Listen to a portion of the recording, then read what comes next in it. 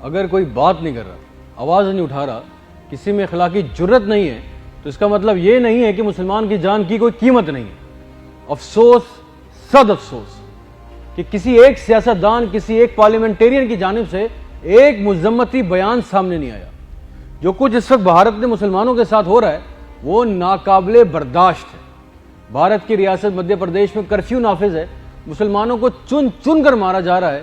مسجدوں, درگاہوں, گھروں, دکانوں کو, مسلمانوں کے کاروباروں کو مسمار کیا جا رہا ہے, صرف اس الزام کی بنیاد پر کہ ہندوؤں کے ایک تہوار میں کسی نے ایک پتھر دے مارا. بس یہ ظلم اتنا بڑا جرم ہو گیا کہ اس پہ اتنا ظلم کر دیا, اتنا قہر مچا دیا. رمضان کے مہینے میں مسلمانوں کو مسجدوں میں نماز نہیں پڑھنے دی جا رہی, مسجدوں کے باہر لاؤڈ سپیکر پہ فحش گانے بجائے جا رہے ہیں. ایک بات بتائیں, جب سے مودی کی انتہا پسند جماعت ہندوستان پہ حکومت کر رہی ہے, جب سے ہی کیوں ہندو خطرے میں آ گیا؟ بھارت کا صدر کون ہے؟ ہندو. وزیر اعظم کون؟ ہندو. سپریم کورٹ کا چیف جسٹس کون؟ ہندو. 21 سے 22 ملکوں کے ایمبیسیڈرز کون؟ ہندو. دنیا کی سب سے بڑی جمہوریت کی رولنگ پارٹی کون؟ ہندو.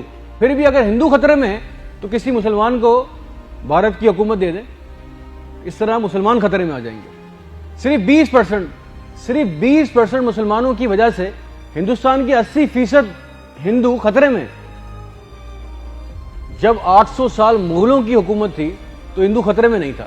68 سال دوسری حکومتیں انڈیا پہ حکومت کرتی رہی, ہندو خطرے میں نہیں تھا. 2014 سے جب سے بی جے پی کی حکومت آئی ہے تو ہندو خطرے میں آ گئے. اسلام امن کا دین ہے, اسلام سے کسی کو خطرہ نہیں ہے. گائے کا گوشت کھانے پابندی, کوئی پکڑا جائے گوشت کے ساتھ اس کو قتل کر دیا جاتا ہے, گھروں کو مسمار کیا گیا, مسجدوں کو شہید کیا جا رہا ہے. رمضان کے مہینے میں اتنا مسلمانوں پہ ظلم. آپ بی جے پی کو ہندوستان سے بھگا دیں, یہ لوگ ہندوؤں کے لیے اور انڈیا کے لیے سب سے بڑا خطرہ ہے. شکریہ.